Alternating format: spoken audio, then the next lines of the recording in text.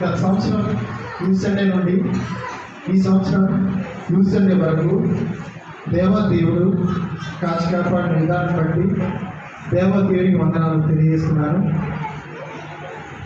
నా తోటి యూత్ వారికి అందరికీ కూడా యువజనుల ఆదివారం శుభాకాంక్షలు తెలియజేస్తున్నాను. ప్రియమైన దేవుని బిడ్డలారా, ఈరోజు యూత్ సండే సందర్భంగా మన ఏసీ వారు ఏర్పాటు చేసిన అంశం ఆక్సిజన్. ఆక్సిజన్ అంటే మనందరికీ తెలుసు, మన ప్రాణవాయువు. మానవుడు శారీరకంగా జీవించాలంటే ఆక్సిజన్ ఎంతో అవసరం. గత సంవత్సరం నుండి మనం చూస్తున్నాం, కరోనా వైరస్ సోకిన రోగులు ఆక్సిజన్ లెవెల్స్ పడిపోయి సకాలంలో ఆక్సిజన్ అందక ఎంతోమంది చనిపోయారు. సో ఆక్సిజన్ లేకపోతే మానవుడు చనిపోతాడు. మానవుడు శారీరకంగా జీవించాలంటే ఆక్సిజన్ ఎంతైతే అవసరమో, ఆత్మీయంగా జీవించాలంటే పరిశుద్ధాత్మ అంతే అవసరం. ఈ దినముకు మన ఏర్పాటు చేయబడిన లేఖన భాగం మనం చూసినప్పుడు పాత మన లేఖన భాగము ఆది కాండము 2వ అధ్యాయము 4వ వచనం నుండి 7వ వచనం చదవ విన్నాం. ఆది కాండము 2వ అధ్యాయము 7వ వచనంలో మనం చూసినప్పుడు, దేవుడైన యెహోవా నేలమట్టితో నరుని నిర్మించి వారి నాశకరంలో జీవవాయువుగా నరుడు జీవనమాయన.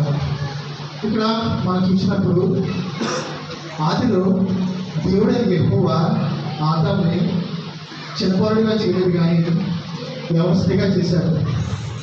వ్యవస్థగా చేసి అతన్ని ఏదైనా తోటలో ఉంచి అన్ని వృక్ష ఫలాన్ని దేవుడు తినవచ్చని చెప్పాడు. కానీ 17వ వచనం మనం చూసినప్పుడు ఇక్కడ, అయితే మంచి చెట్ల తెరువు నుంచి వృక్ష ఫలంలో తినకూడదు, నీవు వాటిని తినుమున నిశ్చయంగా చేస్తుందని నన్ను ఆజ్ఞాపించాను. ఇక్కడ మనం చూసినప్పుడు దేవుడైన యెహోవా ఆదాముతో మంచి చెట్ల తెరువు నుంచి వృక్ష ఫలాన్ని తినవద్దని చెప్తున్నాడు. ఒకవేళ ఆ మంచి చెట్ల తెరువు నుంచి వృక్ష ఫలాన్ని కనుక తింటే కనుక నిశ్చయంగా చేస్తుందని నరుడికి ఆజ్ఞాపిస్తున్నాడు. దేవుని మాట విన్నసేపు ఆదాము అవ్వ దేవునితో స్నేహం చేస్తూ సంతోషంగా జీవించారు. ఎప్పుడైతే ఆ యవనస్తులిద్దరూ కూడా సాతాను మాట విని దేవుడు తినవద్దన్న ఫలం తిన్నారో అప్పుడే వారు ఆత్మీయంగా చనిపోయారు. ఆ యవనస్తులిద్దరూ కూడా దేవుని ఆశీర్వాదాన్ని వారు పోగొట్టుకున్నారు. అలాగే దేవుడు ఇచ్చేటువంటి జీవాత్మను కూడా వారు పోగొట్టుకున్నారు. సంసోను జీవితంలో మనం చూసినప్పుడు, సంసోను పుట్టినది మొదలుకొని చనిపోయే వరకు దేవునికి నాజీరు చేపట్టాడు. దేవుడు సంసోను ఎంతో ఆస్వాదించాడు.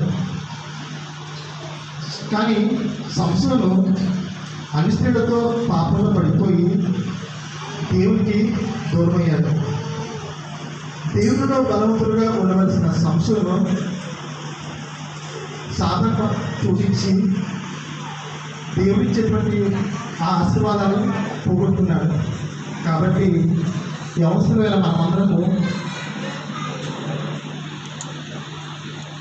మనం దేవుడు మనకిచ్చేటువంటి ఆశీర్వాదాలు మనము ఆదాములాగా సంసోనులాగా మనము పోగొట్టుకోకూడదు.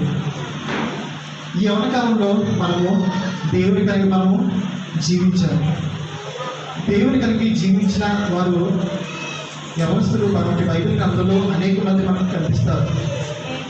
దానియేలు గ్రంథంలో మనం చూసినప్పుడు అక్కడ 4 యవనస్తులు మనకి కనిపిస్తారు. ఆ 4 యవనస్తులు ఎవరంటే షద్రకు, మేషకు, అబేద్నెగోలు, దానియేలు. ఈ 4 యవనస్తులు మనం చూసినప్పుడు వారు దేవునికి మహిమార్థంగా వారు జీవించారు.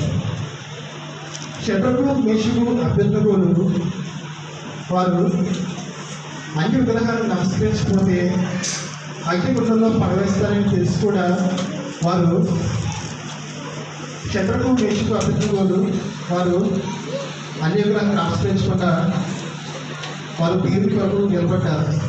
అందువల్లే వారు దేవుని ఆశీర్వాద వారు స్వతంత్రించుకున్నారు.